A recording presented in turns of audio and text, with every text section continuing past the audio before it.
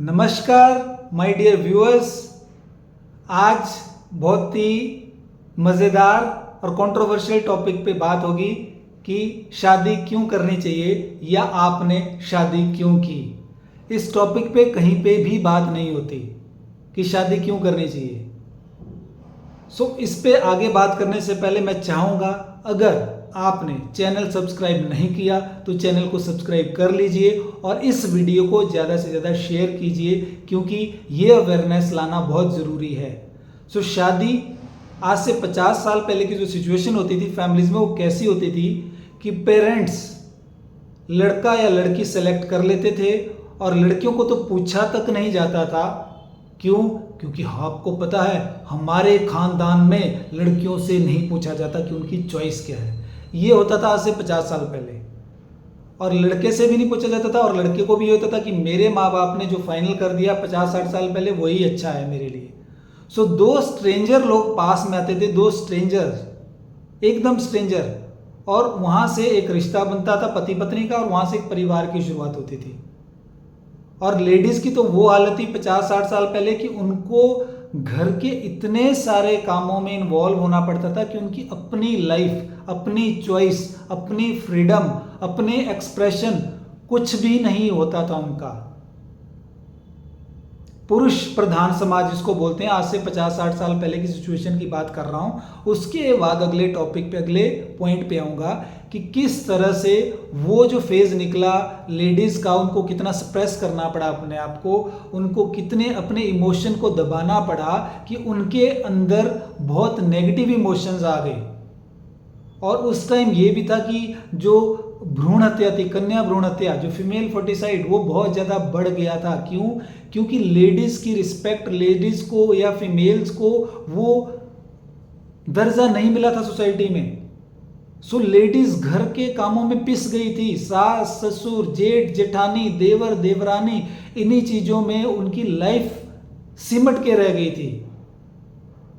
पति अपने माँ बाप के आगे कुछ नहीं बोल पाता था कि नहीं, मैं माता पिता के आगे कुछ नहीं बोलता। वो श्रवण कुमार का एग्जाम्पल दिया जाता था कि श्रवण पुत्र बनेगा।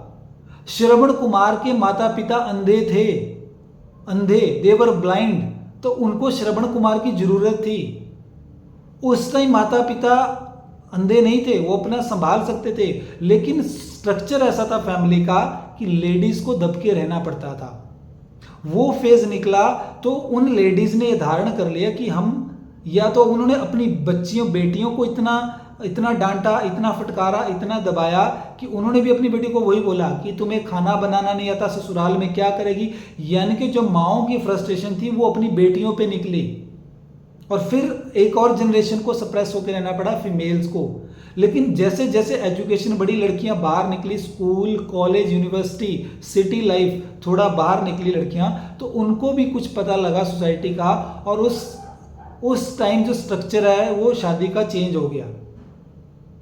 यानी कि लड़का लड़की खुद एक दूसरे को पसंद करना शुरू कर गए, क्योंकि एक छोटी एज होती थी, लड़का लड़की को इमोशंस अपने समझ नहीं आते थे और लव मैरिज का ट्रेंड शुरू, और सोसाइटी में लव मैरिज का कल्चर आ गया। जब लव मैरिज का कल्चर आ गया तो उस टाइम लड़का बोलता है कि मैं इस लड़की से शादी करूंगा, लड़की बोले मैं इस लड़के से शादी करूंगा। जहां पे फैमिली थोड़ी सपोर्टिव थी, लिबरल थी, वो तो मान गई, लेकिन जहां पे अभी भी जो नॉर्थ इंडियन स्टेट्स है वहाँ पे अभी भी कुछ फैमिलीज बिल्कुल स्ट्रिक्ट हैं। वो अपने लड़कियों को तो बिल्कुल नहीं अलाउड करती, लड़कों को फिर भी वो चीज़ मिली, तो लड़कियां सप्रेस रही बहुत देर तक। और जब लड़कियां सप्रेस रही, उनको अपने इमोशंस को, अपनी फीलिंग्स को सप्रेस करना पड़ा, तो लड़कियों ने भी धारण कर लिया कि जब आप किसी चीज़ को दबाओगे, सप्रेस करोगे, ज़्यादा से ज़्यादा सप्रेस करोगे, तो गुबार तो निकलेगा, वो तो फटेगा एक दिन, सप्रेशन तो वो तो फटेगा। तो जब ये सिचुएशन आई तो फैमिलीज में लड़की ने डिसाइड कर लिया, कुछ मदर्स ने अपने बच्चियों को बताया, मदर्स ने बताना शुरू कर दिया कि बेटा तू अपने पति के साथ ही रहेगी, क्योंकि जो दुख माँ ने झेला है वो नहीं चाहती उसकी बेटी झेले। लेकिन कुछ माओ ने बोला कि नहीं, कुछ माएँ ऑटोक्रेटिक थी, वो चाहती थी कि नहीं, अगर मुझे खुशी नहीं मिली तो मेरी बेटी को भी ऐसी जिंदगी जीनी पड़ेगी। उन्होंने अपनी बच्चियों को भी वही सिखाया कि तुम्हें जाके सास ससुर की सेवा करनी है, पति की सेवा करनी है, वही टीचिंग मिली। तो ये विरोधाभास सा सोसाइटी में बन गया। लेकिन आज का जो स्ट्रक्चर है, लड़का लड़की अपने बच्चे के साथ रह रहे हैं। पहले फैमिलीज में 2, 3, 4 बच्चे नॉर्मल होते थे, 2, 3, 4 किड्स, दैट वाज नॉर्मल। लेकिन अब जो टाइम आया तो जब जनसंख्या पॉपुलेशन एक्सप्लोजन हुआ तो सरकार भी जागरूक हुई। सरकार ने बोला हम दो हमारे दो, ट्रक के पीछे आप जाओ वहां आपको नारा मिलेगा हम दो हमारे दो, टीवी पे ऐड आ रही है दूरदर्शन में हम दो हमारे दो, होर्डिंग्स लगे हुए हैं हम दो हमारे दो। सो जो फैमिलीज है वो दो तक सिमट के रह गई, दो लड़कियां दो लड़के, एक लड़का एक लड़की, इस तरह से रह गया। फिर स्लोगन आया जब पॉपुलेशन फिर कंट्रोल हुई, हम दो हमारा एक प्यारा और नेक। फिर ये स्लोगन आया, फिर हर जगह यही स्लोगन दिखा,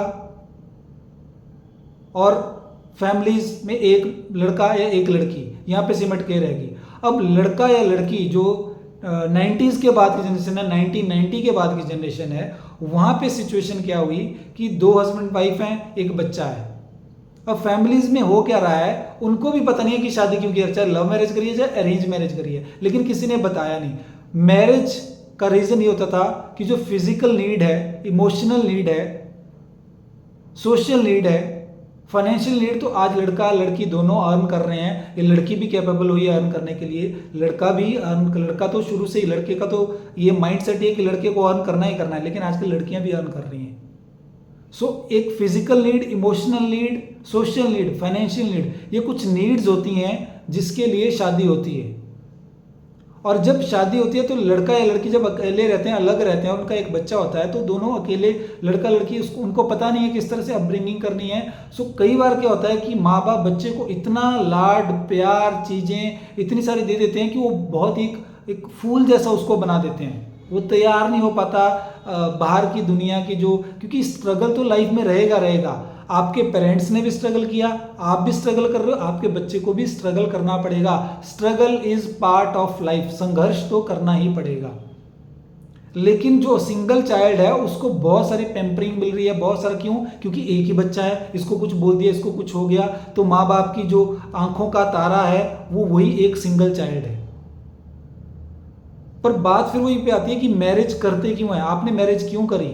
क्या मैरिज इसलिए करी कि पति पत्नी से जॉय एक्सट्रैक्ट करे, पति बोले पत्नी को कि तूने मुझे खुशी देनी है? क्योंकि जो मेल का माइंडसेट है अभी भी कहीं ना कहीं वही है कि मेरी मदर ने ऐसे किया था तो मेरी पत्नी को भी ऐसे ही करना चाहिए, या मेरी मदर ने इतना काम किया था तो मेरी पत्नी को भी ऐसे ही काम करना चाहिए। वो मेल माइंडसेट अभी भी वही है। और फीमेल माइंडसेट जो कुछ सप्रेस किया गया है इतने सालों से, इतने दशकों से, इतने डेकेड से फीमेल को सप्रेस किया गया है, तो वो फ्रीडम चाहती हैं, वो अपने तरीके से खाना चाहते हैं, अपने तरीके से पहनना चाहते हैं, अपने तरीके से घूमना चाहती हैं लड़कियां।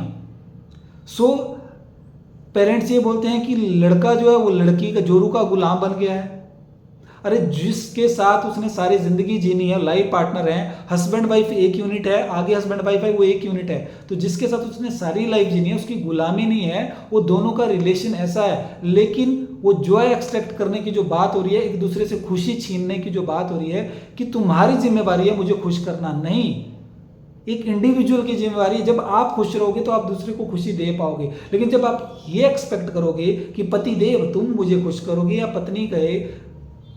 पति कहे कि पत्नी तुम्हारी धर्म पत्नी जी तुम्हारी जिम्मेवारी है, भाग्यवान तुम्हारी जिम्मेवारी है। आज टाइम चेंज हो चुका है। आज ये नहीं कि लड़की का काम है घर में खाना बनाना, सफाई करना, झाड़ू पोछा करना, बच्चे की होमवर्क करना, सारा वाइफ का ही रोल है। नहीं, हस्बैंड भी उसमें कंट्रीब्यूट कर सकता है। हस्बैंड जॉब कर रहा है तो वाइफ भी जॉब कर रही है, जहाँ पे वाइफ जॉब नहीं कर रही है वहाँ पे वो तो उसका पूरा रोल है। वाइफ अपना कुछ ना कुछ करे। जो लेडी है घर की, वो मिडिल क्लास फैमिलीज में वो फ्री ना रहे। अगर उसके बच्चे बड़े हो गए हैं तो कुछ ना कुछ अपना घर से, वर्क फ्रॉम होम, कुछ भी ऐसी चीज़ें, बहुत सारे ऐसे आइडियाज़ हैं जो आप इम्प्लीमेंट कर सकते हैं और जिससे आप अर्निंग कर सकते हैं और आप फैमिली में कॉन्ट्रीब्यूट कर सकते हैं। सो शादी क्यों करनी चाहिए या शादी क्यों की, ये सवाल आपके लिए है कि इसका रीज़न क्या है, और ये कोई भी नहीं बताएगा। नहीं पेरेंट्स ये काउंसलिंग करते हैं, नहीं प्री मैरिटल काउंसलिंग होती है। लेकिन अब जो सिचुएशन आ गई है कि जब एक लड़का लड़की की शादी हो रही है, अब जो टाइम आ गया, क्योंकि लड़कियां भी अवेयर हो गई हैं, एजुकेटेड हो गई हैं, और उनके भी अपने इमोशंस हैं, अपने ड्रीम्स हैं। लेकिन जब पेरेंट्स बच्चों की काउंसलिंग किए बिना शादी करेंगे या उनको एक विजन क्लियर किए बिना शादी करेंगे, तो वो एक दूसरे के साथ कभी भी खुश नहीं रह पाएंगे और वो एक समझौते वाली जिंदगी हो जाएगी। क्यों? क्योंकि बच्चा बीच में आ गया, इसलिए साथ में है।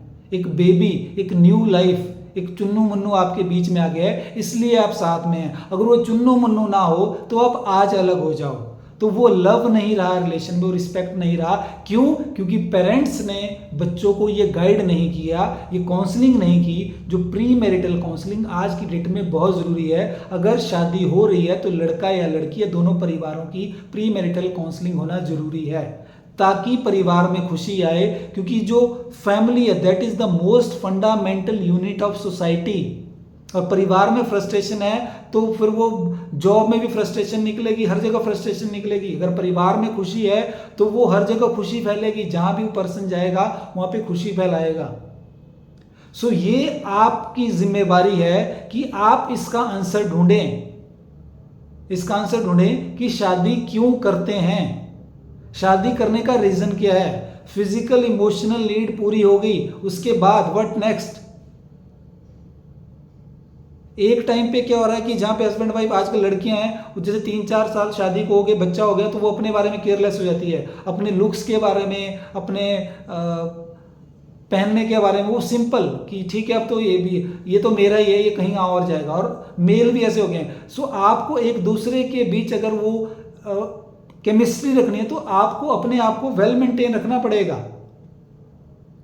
आपको अपनी ईटिंग हैबिट्स, अपनी जो फिटनेस है उसका ध्यान रखना पड़ेगा। क्यों? क्योंकि आपका बच्चा भी वही चीजें लेगा। सो ये बहुत जरूरी चीज है, ये बहस छिड़नी चाहिए। और इस वीडियो को आप वायरल कीजिए, इस वीडियो को आप शेयर कीजिए, ताकि ये अवेयरनेस आए पेरेंट्स में। जब वो शादी कर रहे हैं बच्चे की, तो बच्चे को जो ये लड़का लड़की, वो तो एक 20 साल 21 साल की उम्र में जब एक एज होती है, जब टीन एज आती है, हार्मोन्स आते हैं, तो उनको तो लगता है कि हाँ एक पार्टनर होना चाहिए। लेकिन कोई काउंसलिंग नहीं दे रहा है कि कैसे बॉडी में चेंजेस आते हैं, कैसे हार्मोनल चेंजेस आते हैं। तो वो चेंजेस के कारण ओनली फिजिकल नीड के उस पे ही सिर्फ शादी हो रही है, तो फिर दुख तो निकलेगा ही निकलेगा शादी के उस यूनिट से, उस स्ट्रक्चर से। सो इसको फॉरवर्ड कीजिए और शेयर कीजिए, और आप भी इसको आंसर ढूंढिए।